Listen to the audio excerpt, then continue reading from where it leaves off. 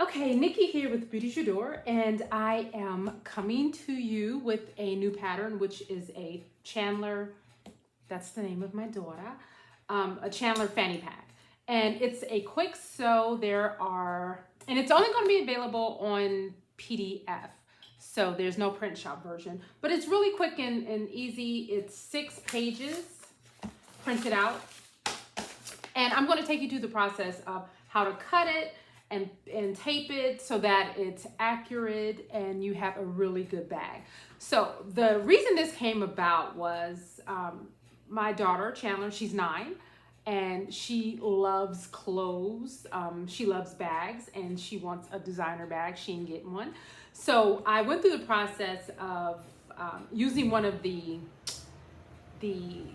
bags that come with a pair of shoes that I purchased, and it comes with like this little tote bag in there that's really cute.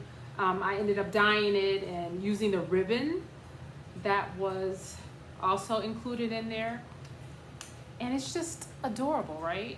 Look at that, it's so cute. This was white, and I used just a regular 75-cent acrylic paint just to paint in, I think it was an olive color, and I dyed this, which actually is really smart. If you don't have any of the Ritz dye, which is like a really common dye, I ended up just using regular old run-of-the-mill paint.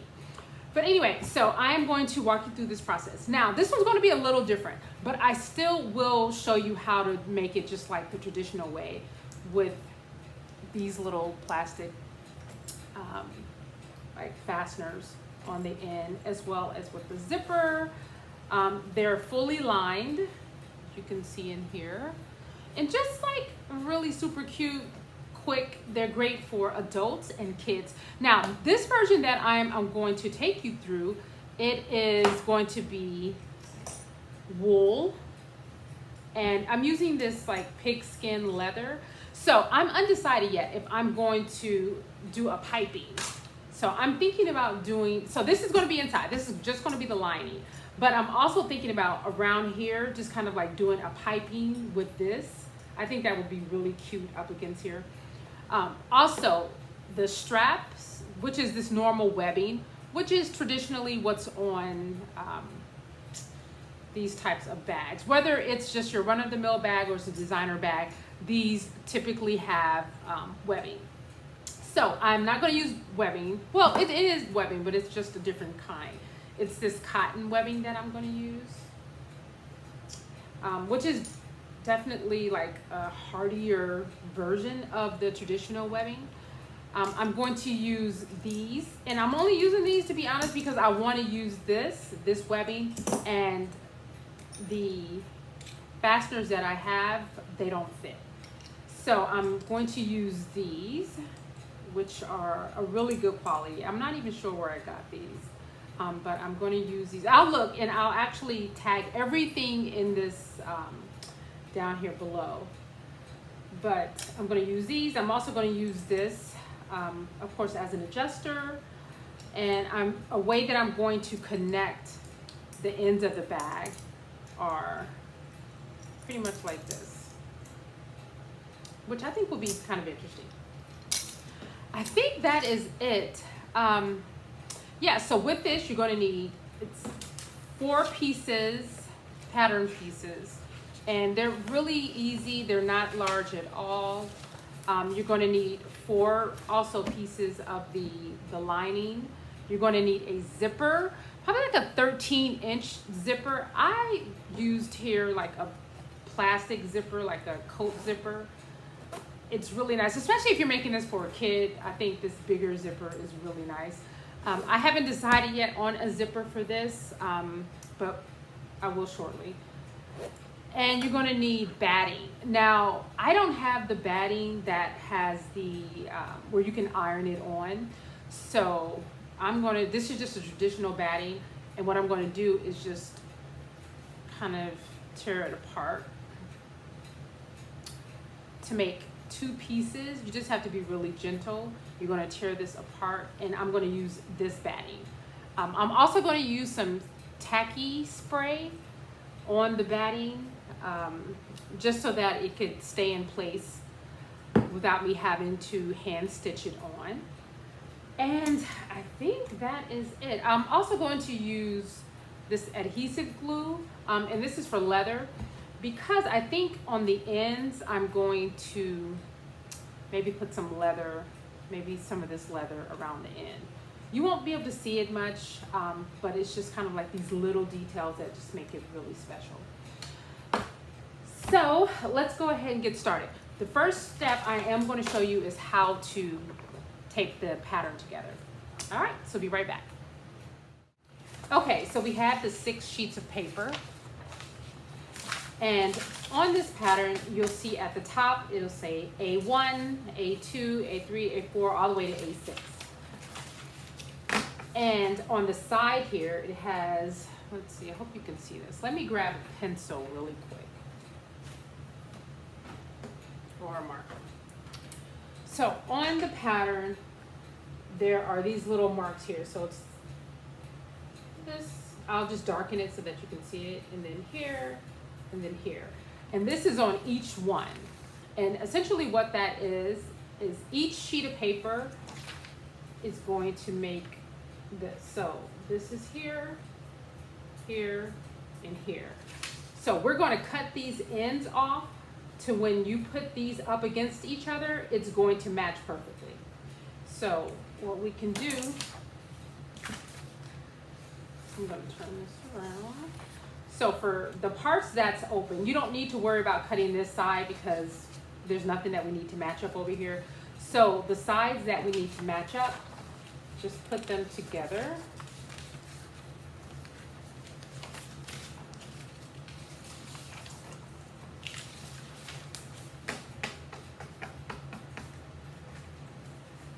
And then you want to, if you want to just like clip it, just to make sure it doesn't move, you can do that as well.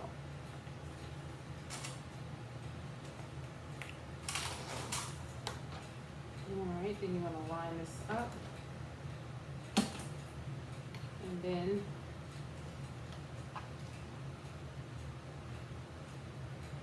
right along the edge. So right here, down here. You just want to, which will be easier than doing it with scissors and just kind of trim. Now for PDF patterns that have pattern pieces that you need to match on the other side, you'll have to do the other side as well. But because it's all going to meet on this side, we don't have to worry about that side over there. All right. So now what you want to do is just take and line these up. So you want to do A1 to A2. And then we're going to tape.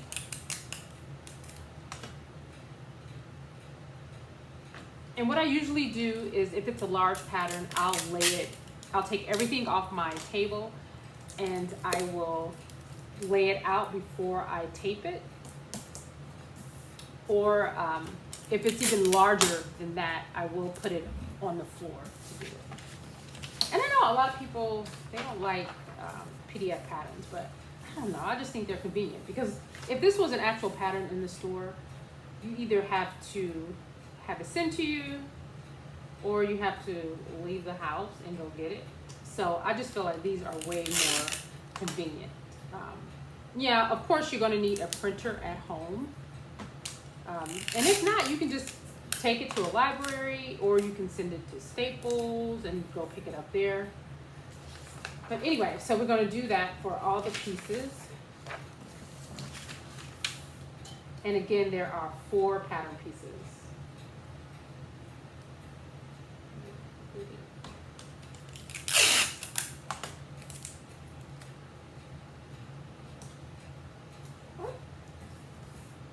That's simple. So we have piece 1, piece 2, piece 3, and this little piece here, piece 4.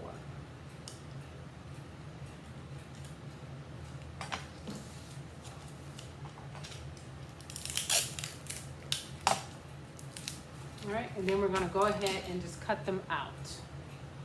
So we'll cut each piece out, and then let's go ahead, and it tells you here what you need. So you're gonna need, for the front, you're gonna need one piece of fabric and one piece of lining.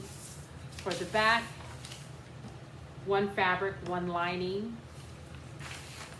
For the upper front, one fabric, one lining. And for the side, it says one here, but this is an old pattern. So it is cut 2 fabric, cut 2 lining.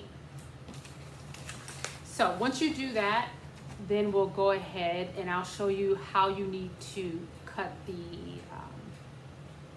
the batting. Okay, so we have all the pieces cut out as well as the lining, and let's go ahead and grab the batting. And like I mentioned before, unless you have the batting that you can iron on, then we can just use the regular batting. So let's just go ahead and kind of pull it apart. And you have to be gentle with this process so that you don't have any like bald spots in your batting.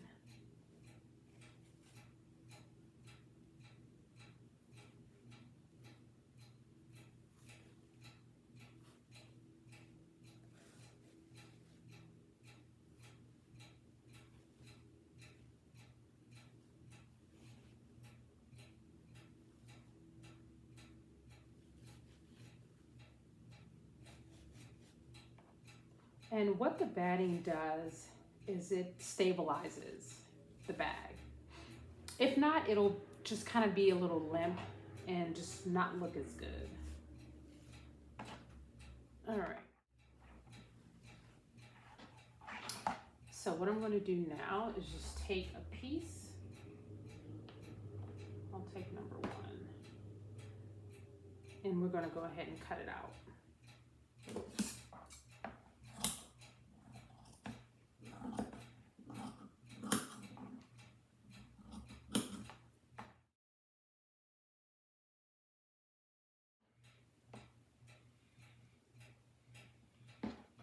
All right, so now I'm just going to take this, and then we're going to trim about 1/2 inch around.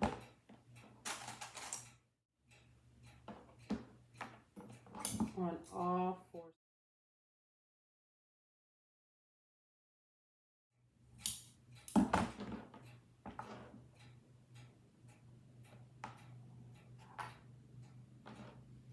All right, so you're going to do that for all 4 pieces. Okay, so we have the batting connected to all 4 pieces. Now what we want to do is we want to put some of this tacky spray. Again, if you have the batting that you can iron on, that's perfect. Honestly, I would recommend you get it. But if you don't and you have tons of this batting around, which most people do, just use that. So I'm going to use this tacky spray, and I'm going to spray it in the box because it gets sticky everywhere, and I'm going to just kind of quickly put these gloves on.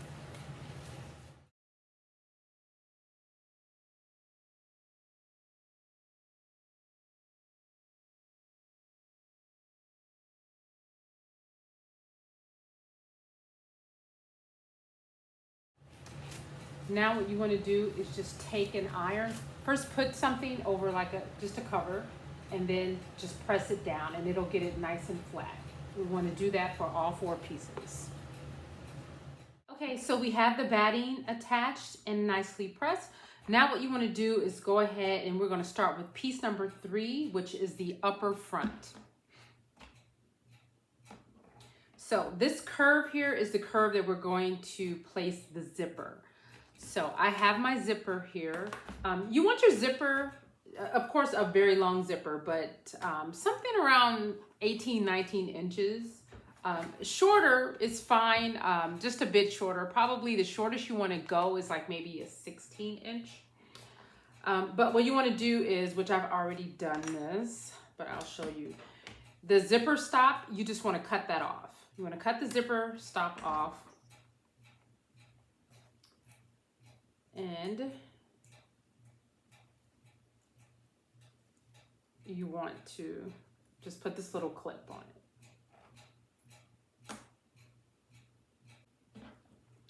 All right, and then just turn this over. And so you're going to attach with the right sides attached to the top here. I'll move this down a bit. We'll take the zipper all the way down. And leaving like maybe an inch or so. Then you want to place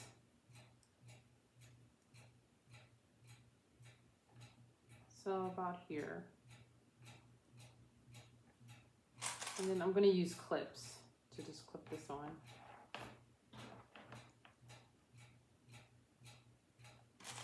Just clip it all the way around.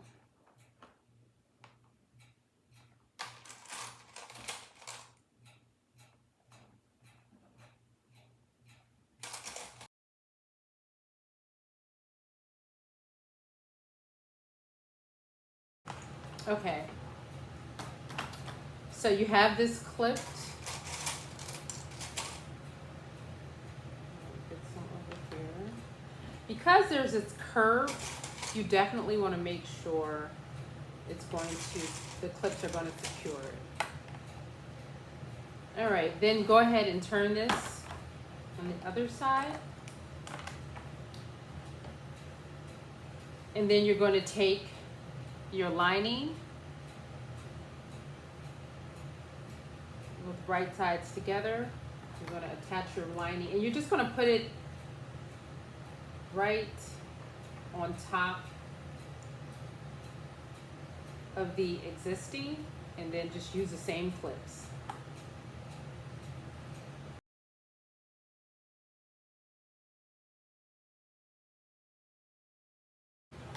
Okay, now what you want to do is take a zipper presser foot and you want to stitch all the way around using that presser foot. But you want to get as close as you can get to the teeth without stitching over the teeth. Okay, so we have the zipper stitched. And now what you want to do is turn this right side out.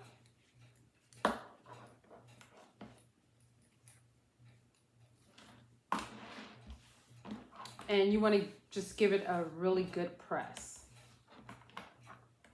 So after you give it a press, what you want to do is then you want to take the bottom, which is the front bottom, which is number 2. And with the right sides together, you want to do the exact same thing. But you want to make sure you put this part on exactly where this one here met. So you can see it closer. It's right here. You want to attach this the same way, but right across from it. And then go ahead and clip as you go around.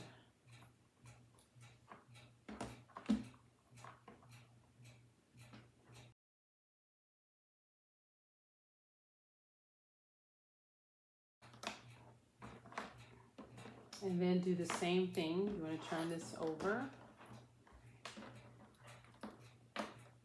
and place the lining right side to right side.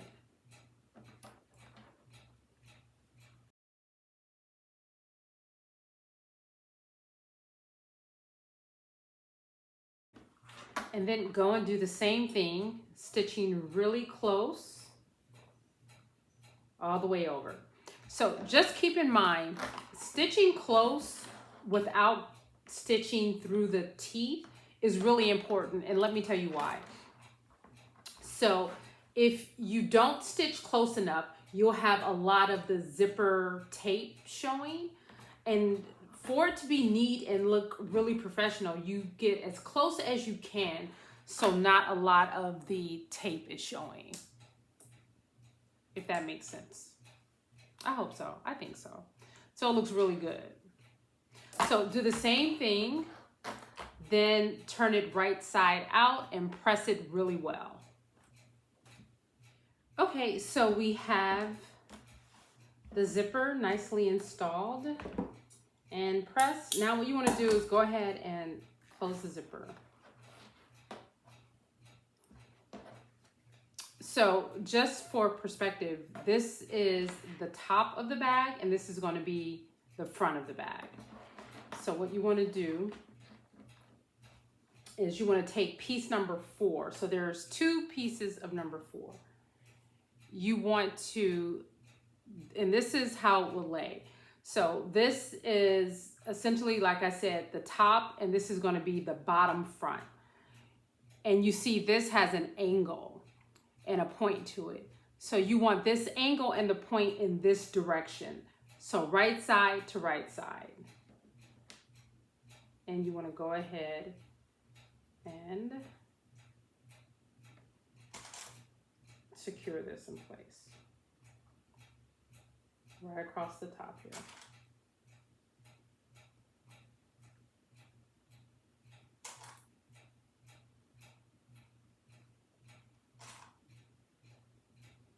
And then you want to do the same thing with the lining. So you want to turn this around and with, let's see,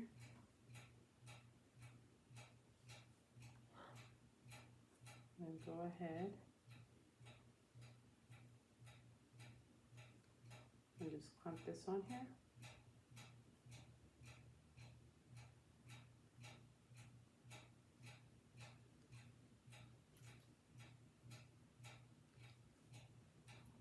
So I'm going to scoot this zipper down, and you want it right here, because you want to make sure you're securing this but not running over the zipper pull. And then go ahead and stitch right across. So if you're using a metal zipper, you're going to have to be really careful as you close this up here. So go ahead, do that on both sides. Okay, so we have the sides stitched and pressed, and the zipper is operating. You definitely want to make sure if you have any issue with your zipper, that you correct it before you move to the next step. So we have everything. And we also have the zippers trimmed at this point. Now what we're going to do is we're going to take the back and we're going to line the back up here.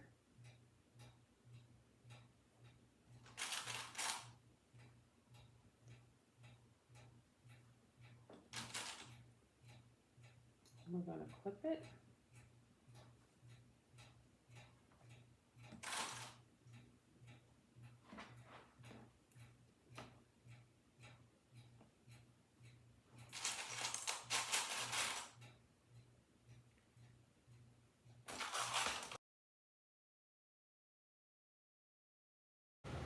And go ahead and stitch across the back here. Once you do that, press your seam allowance in a downward motion. Okay, so we have the back attached. Now what you want to do is attach the straps. So the traditional webbing in the way it's originally done is you're going to just attach with the webbing right here on this fold right here. You're going to do this for each side. Now, in terms of the length, you are going to have to figure out how much of the webbing that you'll need in terms of like your comfort level. So I didn't put that as a pattern because everyone is going to be different. So for this one, because I made this as a kid's fanny pack, in the way Chandler doesn't really like the clips, I measured her body just to kind of see her comfort level. So I just kind of like tape or what did I do? I think I pinned it just and then put it around her just so that we could see like how comfortable it will be. So that's what I would recommend. But what you want to do is you want to cut 2 pieces. So one piece is going to be shorter than the other piece. So for this one, I'm using this webbing. And what I'm going to do is I'm going to put this piece right here. And then we're going to put the other piece here. So as you can see, this piece is significantly shorter than this piece. So if there's two different ways, well actually three different ways. So you can do it this way with just the one, or you can do it these two. And the way is like this. So you have this piece, which is still going to be shorter, attached to the longer piece. But when you have this, you're also going to have this piece here, because you're going to need to make sure that it's adjustable. So if you're just doing one size pretty much, you can still adjust this one. But it's just, this one is, in my opinion, more convenient to adjust as opposed to this one. But I don't know, I feel like this one is better for kids, especially if you're not going to be doing a lot of adjusting to it. So it's your choice. The way I'm doing it is going to be a little different as well. I'm going to use these as well as a what you're going to do is just go ahead and put it right here on the little fold.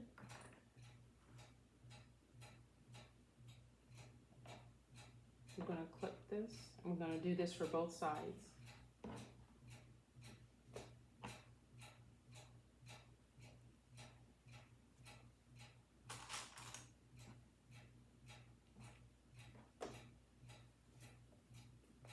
We're going to kind of just fold this in here. And then go ahead and baste stitch both sides. Okay, so we have the webbing base stitch. Now what you want to do is, we have to be really strategic when we fold this in, just because we don't want to accidentally stitch it. And then you want to fold this over, and we're going to clip this.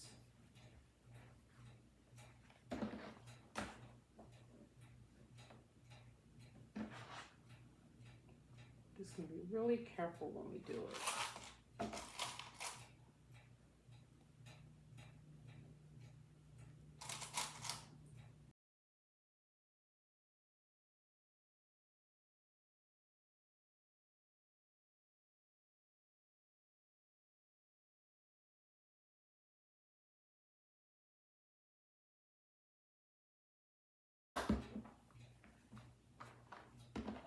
Okay, so once you have this clipped,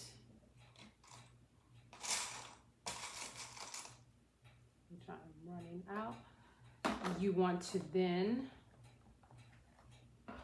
take the lining and attach the lining.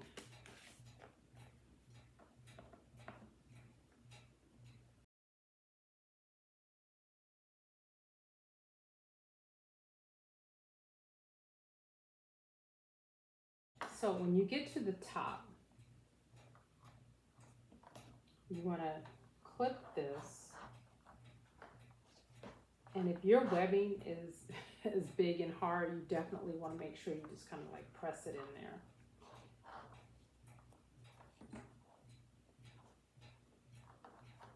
But what you want to do when you get to the top is you want to leave an opening, and that opening will enable you to turn it, and then you'll end up like slip stitching it or kind of hand stitching it. All right, so go ahead and stitch this all the way around, making sure you reinforce the corners. Okay, so we have everything pressed and turned right side out. Now what you want to do is, you have this opening that was created so that you could turn it right side out. So what you want to do now is just slip stitch. You want to close this up. and just do a hand stitch to close this opening. You want to do that and give it one good press. Okay, so we have the lining stitched in place. Now what we want to do is add the hardware. So the traditional hardware are these, of course, but if you want an adjustable, you're always going to need this, which is the double ring. Because I don't have this, the double ring, I'm going to have to just use these, which I'm fine with that because it kind of matches with the zipper. But if you don't have this double ring, you could still use this, but it won't be adjustable.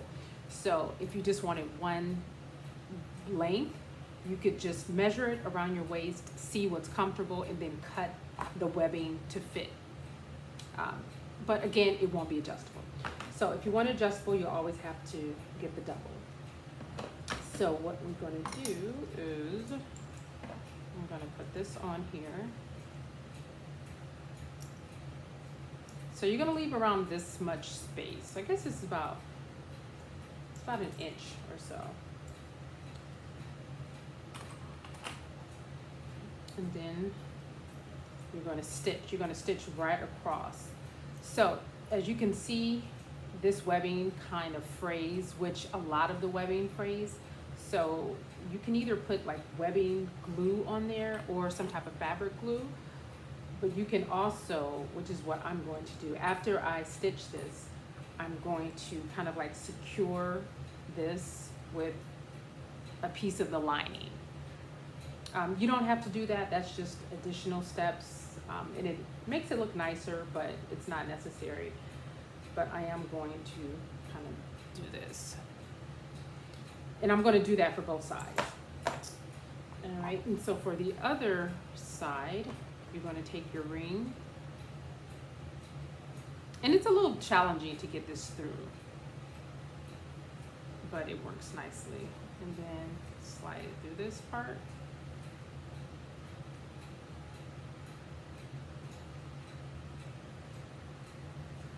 And then slide it through here.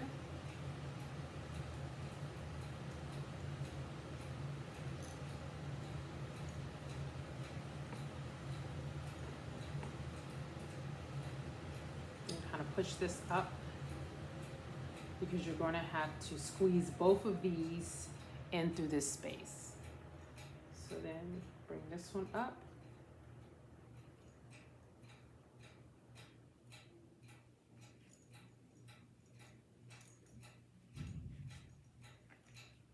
And then take this part back down there one more time through the other side.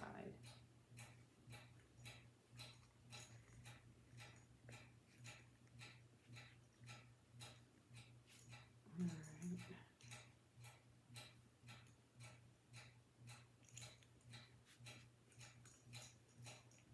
And you want as much or as little of this end here showing as possible, only because the least amount that you have, that's the larger you'll be able to make the actual belt.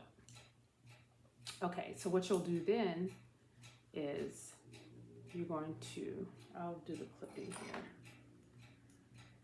I'm going to clip this side and the other side. So you'll be stitching right across here. And I'm going to do the same thing to kind of to conceal that.